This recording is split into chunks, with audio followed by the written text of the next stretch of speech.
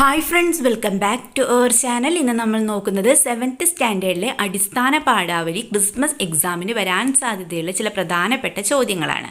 Okay, നമുക്ക് first നോക്കാം. കുറിപ്പ് തയ്യാറാക്കുക. പറഞ്ഞു വെച്ച കഥ പോലെ കാട് അങ്ങനെ പാടുന്നു. ഇവിടെ കാടു പാടിയത് എന്താവാം, എഴുതി നോക്കൂ എന്നാണ് പറഞ്ഞിട്ടുള്ളത്. എന്തായിരിക്കാം കൂട്ടുകാരെ കാടു പാടിയത് എന്തുകൊണ്ട് ഉദ്ദേശിക്കുന്നത്? അതെ, കാടിന് എന്താണ്, ധാരാളം കഥകളും പാട്ടുകളുമുണ്ട്. മനുഷ്യർ ആദ്യമായി വളർന്നു വന്നത് കാടുകളിലാണ്.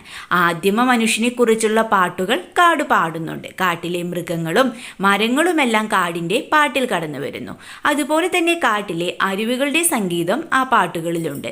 കാട്, കറുത്ത കാട്, മനുഷ്യരാദ്യം പിറന്ന വീട് എന്ന വരികൾ വളരെ അർത്ഥമുള്ളവയാണ്. എല്ലാ ജീവജാലങ്ങൾക്കും ഒരിക്കൽ അഭയം നൽകിയത് കാടായിരുന്നു. ആ ഓർമ്മകളെല്ലാം കാടിൻ്റെ പാട്ടിലുണ്ട്. പുതിയതും പഴയതുമായ ധാരാളം പാട്ടുകൾ കാട് പാടുന്നുണ്ട്. എന്നാൽ ഇപ്പോൾ കാട് പാടുന്ന പാട്ടുകളിൽ ദുഃഖം കലർന്നിട്ടുണ്ട്.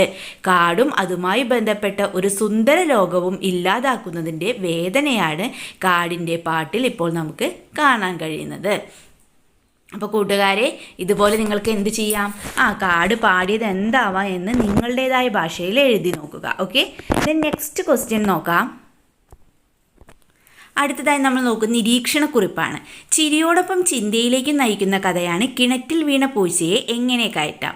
നിങ്ങളുടെ നിരീക്ഷണം എഴുതുക എന്നാണ് പറഞ്ഞിട്ടുള്ളത്. ഓക്കെ, നമുക്ക് ആൻസർ നോക്കാം.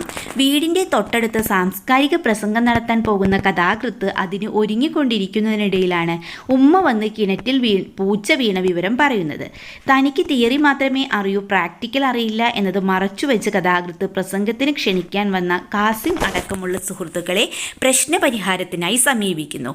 പിന്നീട് ആ പ്രദേശത്തുള്ള മുഴുവൻ പേരും അവിടെ ഒത്തുകൂടുകയും പലതരത്തിലുള്ള അഭിപ്രായ പ്രകടനങ്ങൾ നടത്തുകയും ചെയ്യുന്നു. പൂച്ചയുടെ കഴുത്തിൽ കുരുക്കിട്ട് കുട്ടയിലേക്ക് ഇറക്കി കൊണ്ടുവരാം എന്ന് വിചാരിച്ച് അനന്തൻ നടത്തിയ ശ്രമം വിഫലമാവുകയും അയാൾ വെള്ളത്തിലേക്ക് വീഴുകയും ചെയ്തു. പിന്നെ അനന്തനും പൂച്ചയും കരകയറി. അവസാനം പ്രസംഗം നടത്താൻ കഥാകൃത്ത് എത്തുമ്പോൾ അവിടെ മൈക്ക് ഓപ്പറേറ്ററും ഒരു പശുക്കുട്ടിയും മാത്രമേ ശേഷിക്കുന്നുള്ളൂ. ഗ്രാമീണ ജീവിതത്തിലെ ചില നേർക്കാഴ്ചകളാണ് ഈ കഥ നമുക്ക് മുന്നിൽ അവതരിപ്പിക്കുന്നത്. കൂട്ടായ്മയോടെയുള്ള പ്രവർത്തനം ഏത് പ്രശ്നവും പരിഹരിക്കാൻ സഹായിക്കുമെന്ന് ഈ കഥ നമുക്ക് പറഞ്ഞു തരുന്നു. നാട്ടിൻപുറത്തിൻ്റെ നിഷ്കളങ്കതയും ഐക്യവുമെല്ലാം ഈ കഥയിലുണ്ട്. നമുക്ക് മറ്റൊരു ചോദ്യം നോക്കാം. സങ്കല്പിച്ച് എഴുതുക. പട്ടണം പറന്നു കണ്ട പക്ഷിയായി ഫാത്തിമ തുരുത്തിൽ ഒന്ന് പോകണം. പട്ടണം പറന്നു കണ്ട പക്ഷിയായി ഫാത്തിമ തുരുത്തിൽ ഒന്ന് പോകണം. ഒരു പക്ഷേ ഇതുപോലെ നിങ്ങൾ ഫാത്തിമ തുരുത്തിന് മുകളിൽ പറന്നു എന്ന് കരുതുക. അവിടെ കണ്ട കാഴ്ചകൾ സങ്കല്പിച്ച് എഴുതുക എന്നാണ് പറഞ്ഞിട്ടുള്ളത്. എന്തെല്ലാം കാഴ്ചകളാവും കൂട്ടുകാരെ ഉണ്ടാവുക? നിഴലും നിലാവും ചേർന്ന് മനോഹരമായ കാഴ്ച ഒരുക്കുന്നു ഫാത്തിമത്തുരുത്ത്. കായലിൻ്റെ നടുവിൽ ഒരു സ്നേഹത്തുരുത്ത് പോലെ കാഴ്ചയുടെ വിസ്മയമൊരുക്കുന്ന തുരുത്തിൽ കൊച്ചു കൊച്ചു വീടുകളും തലയെടുപ്പോടെ നിൽക്കുന്ന തെങ്ങുകളും മറ്റു ഫലവൃക്ഷങ്ങളും കണ്ടു. പൂച്ചകളും അനാഥരായ നായകളുമൊക്കെ പൊന്തക്കാട്ടിൽ ഒളിച്ചിരിക്കുന്നത് കണ്ടു. അവ തണുത്തു വിറയ്ക്കുന്നുണ്ടായിരുന്നു. കായലിലൂടെ പലയിനം മീനുകൾ നീന്തി തുടിക്കുന്നു. പായൽ കൊണ്ട് മാലയിട്ട പോലെ കൊപ്ലി മീനുകൾ നീങ്ങുന്ന കാഴ്ചയും അതിമനോഹരമാണ്. അപ്പോൾ നിങ്ങളും എന്ത് ചെയ്യുക, കണ്ട കാഴ്ചകൾ അവിടെ സങ്കല്പിച്ചതുപോലെ എഴുതുക. ഓക്കെ, അടുത്തത് ദൃക്സാക്ഷി വിവരണമാണ്. നോക്കൂ, ദൃക്സാക്ഷി വിവരണം തയ്യാറാക്കാം. പൊന്തക്കാടുകളിൽ രാത്രിയിൽ തണുപ്പ് സഹിച്ച് കിണറ്റിൽ വീണ പൂച്ചയെ രക്ഷിക്കുന്ന ഭാഗം ദൃക്സാക്ഷി വിവരണമായി അവതരിപ്പിക്കുക. അപ്പോൾ ദൃക്സാക്ഷി വിവരണം എങ്ങനെയാണ് എഴുതേണ്ടതിൻ്റെ ഘടനയൊക്കെ കൂട്ടുകാർക്ക് അറിയാമല്ലേ? ഓക്കെ, നമുക്ക് നോക്കാം. നമ്മുടെ പ്രിയപ്പെട്ട കഥാകാരൻ്റെ കിണറ്റിൽ ഒരു പൂച്ച ചാടിയിരിക്കുകയാണ്. പൂച്ചയെ എങ്ങനെ കരകയറ്റും എന്ന ആലോചനയിലാണ് എല്ലാവരും. പ്രസംഗിക്കാനും എഴുതാനും മാത്രം അറിയാവുന്ന കഥാകാരനെ പൂച്ചയെ കിണറ്റിൽ നിന്ന് കയറ്റുന്നത് എങ്ങനെയെന്നറിയില്ല. അതാ അദ്ദേഹത്തിൻ്റെ വീട്ടിലേക്ക് ആളുകൾ ഒഴുകിയെത്തിക്കൊണ്ടിരിക്കുന്നു.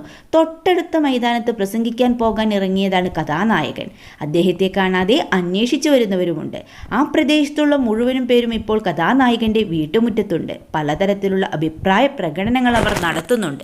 തൊട്ടി കിണറ്റിലിട്ട് പൂച്ചയെ തൊട്ടിക്കകത്താക്കാനുള്ള ശ്രമത്തിലാണ് കാസിം. പൂച്ച തൊട്ടിയിൽ കയറാൻ കൂട്ടാക്കുന്നില്ല. ഇടയ്ക്കിടെ അത് വെള്ളത്തിൽ വീഴുന്നുണ്ട്, വീണ്ടും നീന്തിക്കയറി പൊത്തിൽ കയറി ഇരിക്കുകയാണ്. എല്ലാവരും പല വഴികൾ ആലോചിക്കുന്നു. അവിടുത്തെ വീട്ടിൽ നിന്ന് കണ്ണാടിക്കുട്ടയുമായി കാതറെത്തിയിട്ടുണ്ട്. കണ്ണാടിക്കുട്ടയിലും പൂച്ച കയറുന്നില്ല. ഇനി എന്തു ചെയ്യുമെന്ന് പരസ്പരം ചോദിച്ച് ഏവരും നിൽക്കുകയാണ്. അതാ അനന്തൻ കയറുകൊണ്ടുണ്ടാക്കിയ ഒരു കുരുക്കുമായി പൂച്ചയെ പിടിക്കാൻ കിണറ്റിലേക്ക് ഇറങ്ങുകയാണ്. കുരുക്കിട്ട് പൂച്ചയെ പിടിക്കാൻ ശ്രമിക്കുന്ന പൂച്ചയും അനന്തരും വെള്ളത്തിൽ വീണു. എങ്കിലും പൂച്ചയുടെ കഴുത്തിൽ കുരുക്കിടുന്നതിനിടയിൽ അയാൾ വിജയിച്ചിരുന്നു. അതാ പൂച്ച കരക്കെത്തിയിരിക്കുന്നു. അത് ഓടി രക്ഷപ്പെട്ടിരിക്കുകയാണ്. അങ്ങനെ ദീർഘനേരത്തെ അവരുടെ പരിശ്രമം വിജയിച്ചിരിക്കുന്നു. അപ്പം നിങ്ങളും എന്ത് ചെയ്യുക? ഇതുപോലെ ഒരു ദൃക്സാക്ഷി വിവരണം തയ്യാറാക്കുക. നമുക്ക് അടുത്ത പ്രവർത്തനം നോക്കാം. നിവേദനം തയ്യാറാക്കുക. നിങ്ങളുടെ പ്രദേശത്തെ ഏതെങ്കിലും ഒരു പ്രശ്നം അധികാരികളുടെ ശ്രദ്ധയിൽ കൊണ്ടുവരാൻ നിവേദനം തയ്യാറാക്കുക. നമുക്ക് ഫസ്റ്റ് നോക്കാം എങ്ങനെയാണ് നിവേദനം തയ്യാറാക്കേണ്ടത് നമുക്കറിയാമല്ലോ. ആദ്യം എഴുതാം. ബഹുമാനപ്പെട്ട ജില്ലാ കളക്ടർക്ക് മുമ്പാകെ താനിപ്പുഴ പഞ്ചായത്ത് നിവാസികൾ സമർപ്പിക്കുന്ന നിവേദനം. വിഷയം എഴുതാമല്ലേ. പാറ പൊട്ടിക്കുന്നത് സംബന്ധിച്ച്.